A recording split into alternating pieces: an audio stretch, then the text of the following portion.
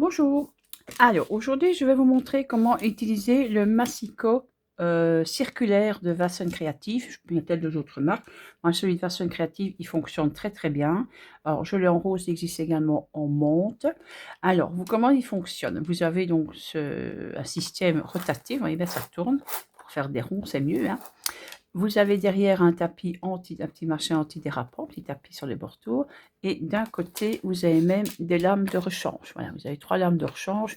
Moi, je l'ai depuis un certain temps, quand même plusieurs années, bien 4-5 ans que je l'ai, et honnêtement, je n'ai jamais changé les lames. Donc, ça ne s'use pas si vite que ça, mais au besoin, on peut racheter des lames supplémentaires sans souci.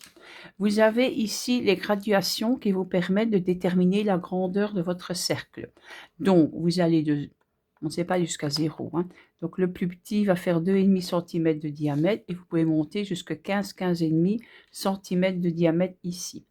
Pour changer, pour mettre je dirais la graduation, la grandeur de votre cercle, mais vous débloquez le morceau blanc de votre manche et vous allez le mettre sur la grandeur que vous voulez. Imaginons que je veux un cercle de 4 cm. Je viens simplement moins coincer. La manche, je suis en l'air, c'est moins facile. Voilà. Hop. Sur 4 cm, on a dit Anushka. Voilà. Je viens mettre mon repère ici sur le 4 cm. La lame, par défaut, elle n'est pas sortie. C'est une sécurité pour ne pas vous blesser. Pour faire sortir la lame, il faut débloquer au niveau du bouton rose. Donc, vous tournez dans le sens contraire des aiguilles d'une montre et vous allez voir, la lame sort. C'est génial, hein. Voilà, pas de la sortir non plus, pas dans 15 cm. Hein. Voilà. Alors, une fois que vous avez ça, vous vous placez sur votre papier. Voilà, il faut bien sûr assurer que votre papier ne bouge pas. Ça, vous l'attachez. Moi, j'ai ici un tapis qui est légèrement collant. Il n'est pas tout à fait collant, il dit un vieux, mais il est légèrement collant. Vous mettez un peu de masking tape s'il faut pour bien le tenir. Vous mettez votre massicot là où vous voulez que votre rond se découpe. Et puis, vous venez tourner sans bouger la machine. Voilà, je tourne, mais bien que c'est facile à un doigt. Hop, et j'ai mon cercle qui est découpé.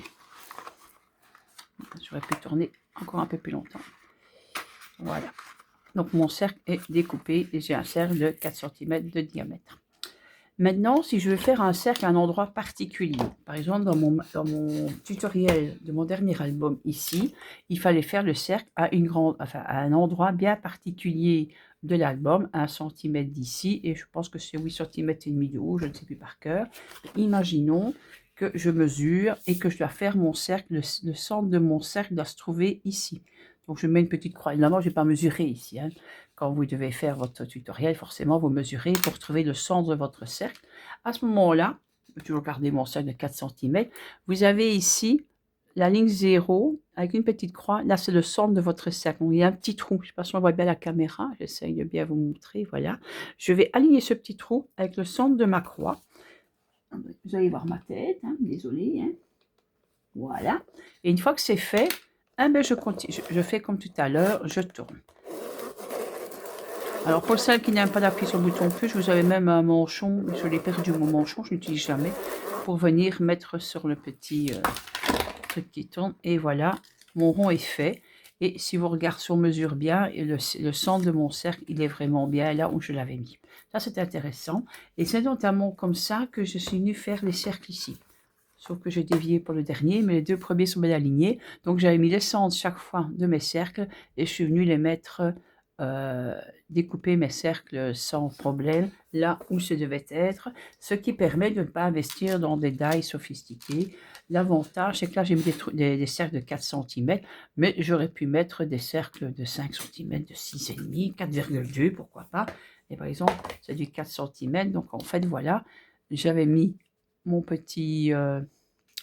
j'avais mis mon centre et c'est à base du centre que j'ai fait ma découpe. Voilà. C'est un outil que j'aime bien. Alors, pas oublier quand on a terminé d'utiliser, c'est de re-rentrer la lame. Re-rentrer la lame, je ne sais jamais dans quel sens il faut que je tourne. Voilà, dans le sens des aiguilles d'une montre pour la rentrer. Il est marqué, il y a une flèche. Et voilà. Et le massicot, comme ça, il est en sécurité, il ne gêne personne et je peux le ranger. C'est un outil très pratique, pas trop onéreux, de mémoire il coûte 25 ou 26 euros. Il est disponible sur ma boutique, sur Boutique à nous.